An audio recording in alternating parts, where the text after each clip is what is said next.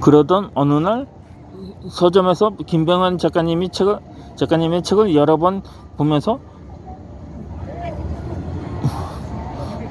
구슬기에 대하여 새삼 눈을 뜨게 되었습니다. 그때의 느낌은 경이로움 그 자체였습니다.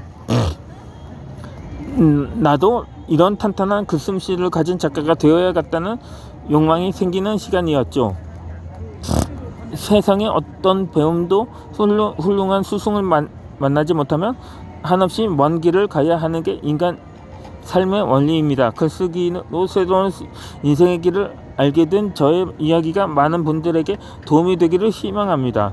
저는 김병환 칼리지에서 배운 책쓰기로 첫 번째 출간을 이뤘고 동시에 책이 단숨에 베스트셀러가 되었습니다. 저는 김병환 칼리지에서 배운 책쓰기로 첫 번째 출간을 이루었고 동시에 책이 단숨에 베스트셀러가 되었습니다. 여러분, 글쓰기 낙제생이었던 제가 이뤘다는 것은 여러분도 할 수 있다는 뜻임을 과감하게 말씀드립니다. 책쓰기가 이렇게 쉬운 줄 몰랐습니다. 바로 김병환 칼리지에서 책쓰기는 너무도 쉽습니다. 제가 사용해야 할 10년의 시간을 1년으로 단축해 책을 쓰게 해주신 김병환 칼리지에 다시 한번 감사드립니다.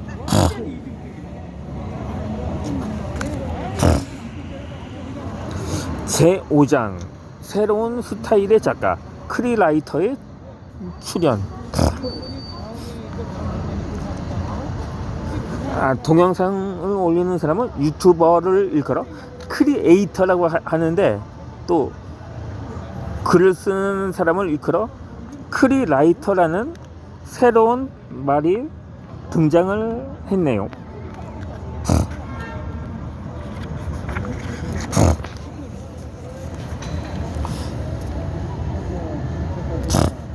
변혁의 시대에 필요한 것은 전문 지식이나 한두 분야에 천착하는 전문 작가가 아니라 다양한 분야를 통합하고 엮어서 새로운 것들을 만들어낼 줄 아는 새로운 스타일의 통합적이고 창조적인 글쓰기를 할 수 있는 다양한 분야의 지식을 폭넓게 가지고 있고 그것을 통합하여 새로운 것들을 창조해낼 줄 아는 작가이다.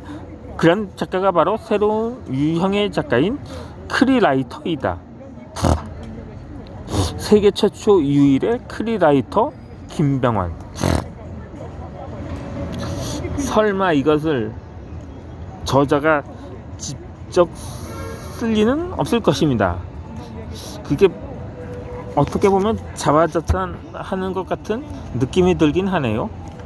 물론 추천자사를 통해서 지인이나 동료 또는 선후배 작가들이 그 대필을 해주는 경우는 더러 있긴 합니다. 아무쪼록 시대가 바뀌면 모든 것이 달라진다. 인류 역사는 수천 년 이상이다. 하지만 경제학, 경영학이란 학문이 인류에게 모습을 도론하는 것은 100년도 채 되지 않는다. 예능, 방송인이란 분야도 과거에는 거의 존재조차 하지 않았다. 그저 코미디언 혹은 개그맨이 전부였고 이들의 위상은 영화나 TV에 출연하는 배우와는 비교가 되지 않을 정도로 낮았다. 하지만 과거에는 없었던 예능이나 분야가 생겨나고 예능에 목숨을 거는 배우들, 가수들이 생겨날 정도로 예능이란 새로운 분야가 각광을 받고 있다. 이처럼 시대는 자꾸 바뀌고 변화는 계속 일어나고 있다는 사실을 간과해서는 안 됐다. 한마디로 시대가 바뀌면 모든 것이 달라진다는 것이다. 요즘 공중파 방송 채널도 많이 늘어나다 보니까 예능 프로가 인기를 얻고 있는데, 출연진들도 예전에 80년대에서 90년대까지 안방 극장을 풍미했었던 인기 개그맨들이 이제 다시 등장하면서 활동하는 모습을 볼 수가 있습니다. 임혜롱이라든지 최알, 연락, 평현숙 부부가 어떤 프로에서 고정적으로 출연하고 있죠. 그럼 이어서 124페이지로 넘어가겠습니다. 그럼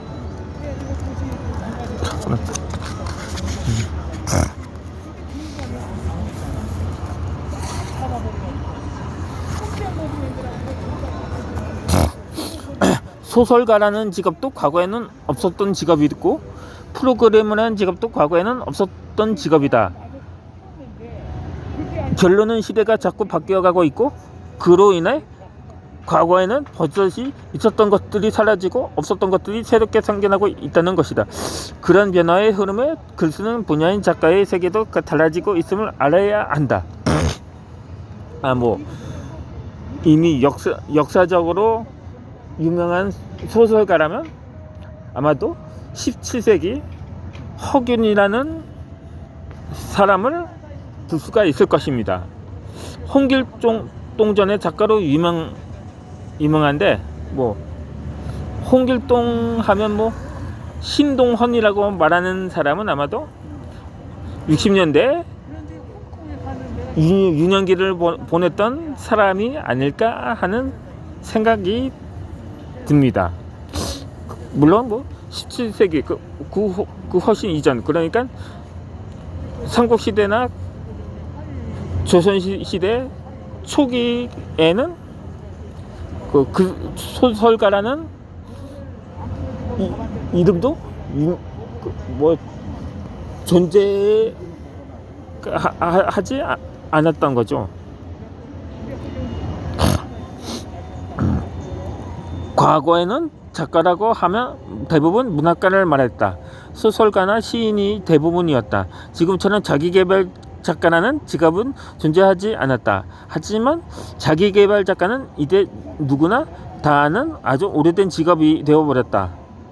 21세기 세기는 통섭의 시대, 창조의 시대라고 생각한다.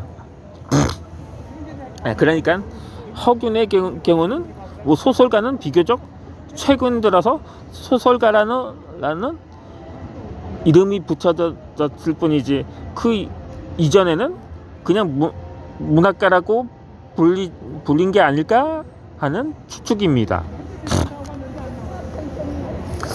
세계 유명한 대학교에서 21세기가 되기 전에 미리 통합학과를 개설하고 학생들을 가르치기 시작했다. 그 이유는 무엇이었을까? 그것은 바로 불과 몇십 년 전까지는 세상에 이렇게 복잡하지 않았다. 그래서 어느 한 분야의 전문가가 그 분야의 문제를 충분히 해결할 수 있었다. 하지만 지금은 이 세상이 너무 복잡해져서 경영학자가 경영을 잘하기 위해서는 인문학도 알아야 하고, IT 분야도 알아야 하고, 심지어 심리학도 잘 알아야 한다. 유명한 대기업들이 공학도를 선발하면서 인문학적 소양을 가지고 있는 사람을 우선 선발하는 이유가 바로 여기에 있다고 할 수 있다. 시대가 급하게 바뀌면서 패러다임이 바뀌고 있고, 그로 인해 그 시대에 필요한 직업의 성격이 속도로 바뀌고 있다. 전업 작가이면서 기존의 작가들, 소위 문학가들이나 일반적인 자기계발 작가들과는 전혀 다른 성격의 새로운 작가의 유형이 생겨났다.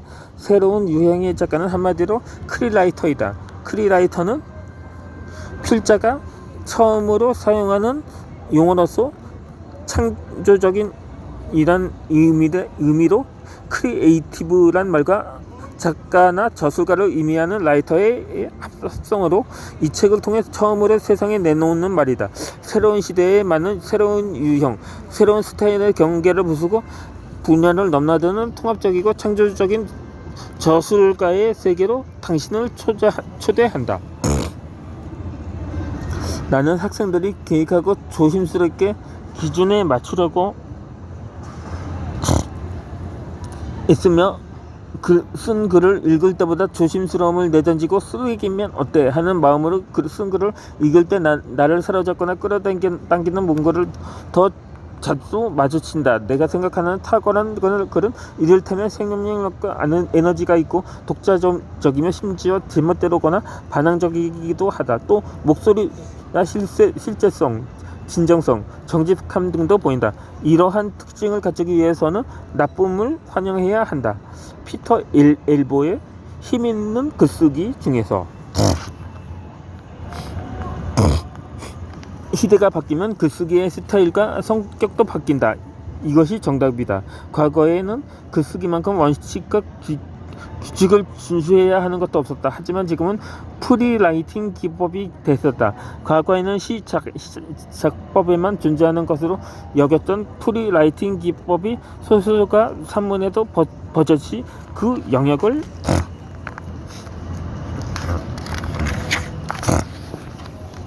확대해서 싹을 내고 잎과 열매를 맺기 시작했다. 정말 놀라지 않을 수 없었다.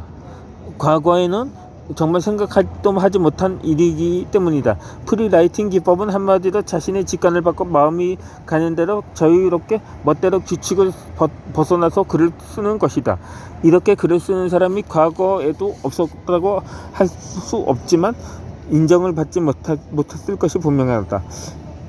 하지만 지금은 시대가 바뀌었다. 그 덕분에 이렇게 글을 쓰는 사람들의 작품들이 인정을 받고 더 높게 평가되는 기이한 시대라는 것이다. 그래서 힘 있는 글쓰기의 저자인 피터 엘보는 오히려 계획하고 조심하고 신중하게 조심스럽게 글을 쓰는 것을 내던지고 제멋대로 쓰거나 심지어 반항적으로 글을 쓰는 것도 마다하지 않고 그렇게 하라고 작가 수업을 듣는 예비 작가들에게 부추긴다. 과거 같았으면 정말 큰일 날 것이다.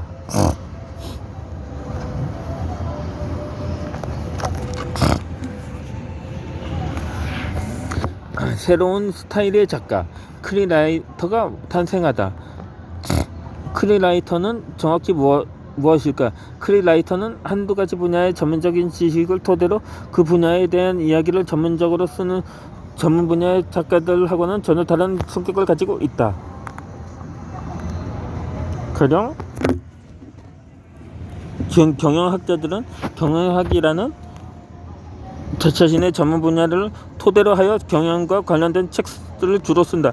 물리학자들은 자신의 전문 분야인 물리학을 토대로 하여 세상을 보고 분석하여 책을 쓴다.